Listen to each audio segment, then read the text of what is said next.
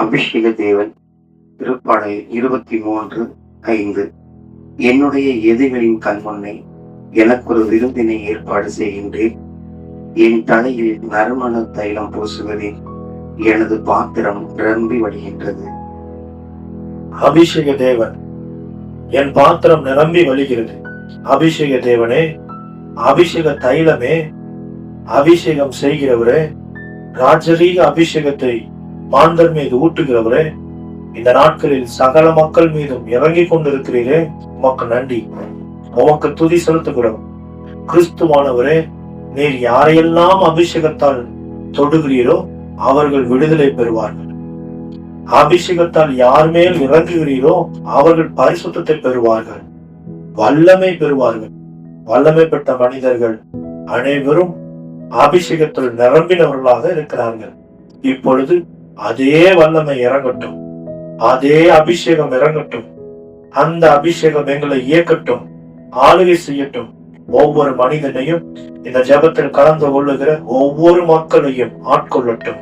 இதோ எங்கள் தொழிலிலே, எங்கள் குடும்பத்திலே, எங்கள் ஊழியத்திலே, திருச்சபையிலே அபிஷேகம் ஊட்டப்படட்டும், பொங்கி வழியட்டும். அபிஷேக நதி ஒவ்வொரு பிள்ளைகள் மீதும் கடந்து செல்லும்படியாக நாங்கள் ஜெபிக்கிறோம். அபிஷேக தேவனே, அனல் மூட்டி எழுப்புவீராக.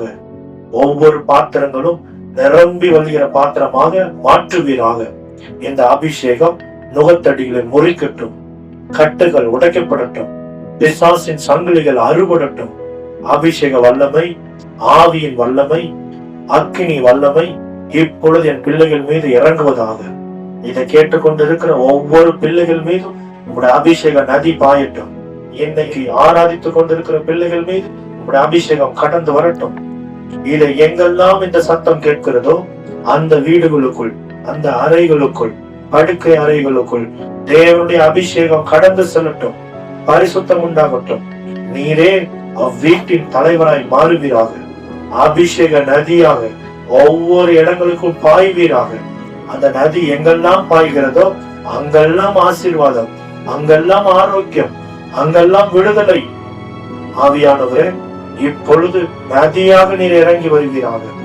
தாகம் தீர்க்கும் கண்மலையாக அபிஷேகிக்கிற தேவனே, சாமுவேல் மீது தைல கொம்பினால் அபிஷேகம் செய்த போது அவன் வேறு மனிதனாய் மாறினான் என்று வேதத்துல வாசிக்கிறோம் அல்லவா? இப்பொழுது கல்லான இருதயங்கள் சதையான இருதயங்களாய் மாறட்டும். ஒவ்வொரு பிள்ளைகளுக்குள் இருக்கக்கூடிய காயங்கள் மாறட்டும். பிள்ளைகளை ஆசீர்வதிக்கிறேன். இயேசுவின் மூலம் ஜெபிக்கிறோம் பிதாவே. ஆமென், ஆமென்.